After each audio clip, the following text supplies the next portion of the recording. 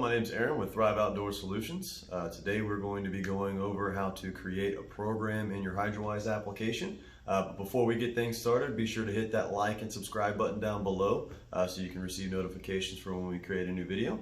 With that being said, let's go ahead and get into it.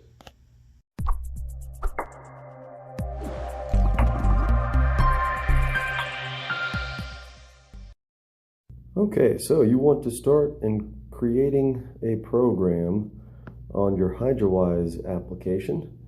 And there's the best way to go about doing this is by the little zone section. If you can see the little pointer down here at the very, very bottom where you have all of your quick menu bar options, like quick menu options. This is where you will use your zone option here. You will go into where it says programs up at the upper left hand side underneath zones and schedules. Click the programs, and as you can see, it'll show all of the listed programs that you have.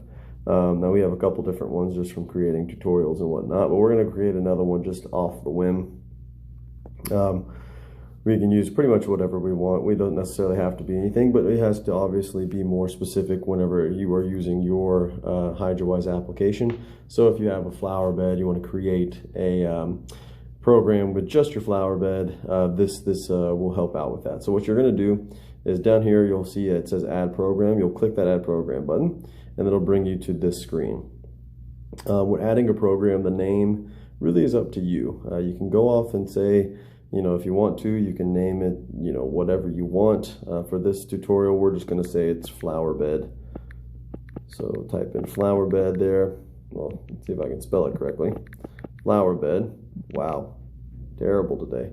B-E-D. There we go. Okay, so yes, whenever you're creating this program, obviously the name can be whatever you'd like it to be. We always recommend for you underneath the program type to use your time-based schedule. It's just, in a personal opinion, it's just more accurate. Virtual Solar Sync does what we call evapotranspiration, and it basically is basing the program time using those evapotranspiration rates based on a daily reading. And we just find it to be more accurate whenever you use your time-based schedule. And it's just something that you can go in and change the day or the time manually, and it can be more precise that way. So that's something that we can do, but you're more than welcome to do it however you'd like to. So once you've created your name and you've clicked the time-based schedule or virtual solar sync, depending on what you want to use, you'll hit the next button here, and it'll take you to your start times and your watering days.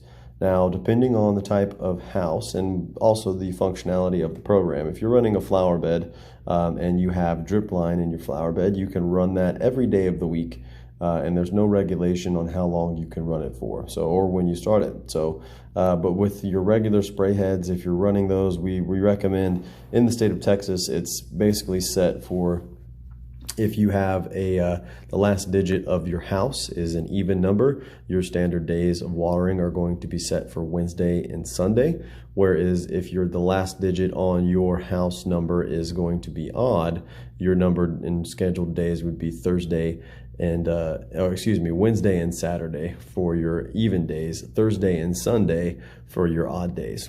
Now with program start times, we recommend that if you're doing the full program where it's running all of your sprinkler system, we recommend to run those earlier in the morning.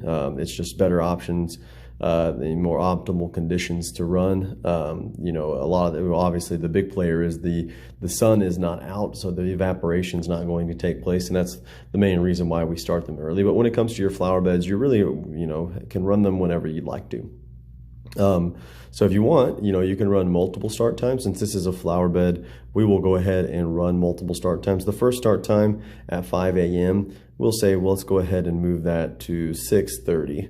So start at 6:30 in the morning. Now, if dependent on the type of phone you are using, I'm on an Android Galaxy S10 Note Plus. So it might be slightly different if you're on an Apple product. The way that you change the time will be different, but it is going to get the job done nonetheless. So just don't worry about necessarily operation systems. Just kind of make sure that you can kind of get comfortable with it, right? There's a lot of different things that play into it, so just kind of keep that in mind. But what you're going to do is obviously hit set. It'll take it to it, and then we're going to add another start time.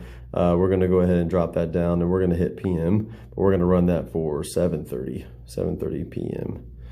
And that way you'll have 2 start times for your flower beds, especially in the heat of the summer. I know in Texas it gets crazy hot, so we want to obviously make sure that our flower beds are staying watered frequently. So the 2 start times can be pretty beneficial for you. But once again, you're the best you know the most about your property.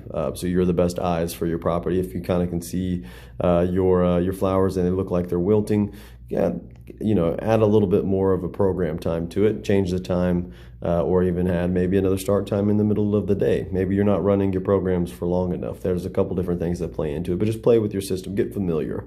So from here on out, once you do this, once you get your start time set up and your watering days, you'll hit next, and this will come into selecting your zones. So in this system is not an actual working system. It's just something that we kind of created to kind of create and show you these tutorial videos. So we'll say zone 1 and zone 6 are flower beds. So we'll click that. And zone 1 and zone 6, once they're checked, these are going to be running in the program. So you'll say we'll run zone 1. And this is dependent on how long you run these, is dependent on what type of irrigation you have. So say if you just created, like you had an existing system and you have shrub risers in that area and zone, your flower bed zone, we recommend running shrub risers a little less because of the spray head puts out a lot more water than drip zones. Drip irrigation is a great form of irrigation because it's going directly into the ground, but it doesn't put out as much water in gallons per minute wise than your typical spray heads would. So that's something to kind of keep in mind. And once again, just focusing on making sure that you're keeping an eye on your property. If you feel like changes need to be made, then make those changes as you see fit. Once this is all said and done, and if you set your program times, you can hit the next button. Now, what we always recommend in this particular appointment is schedule adjustments. We always recommend to uncheck all of the predictive watering aspects right here.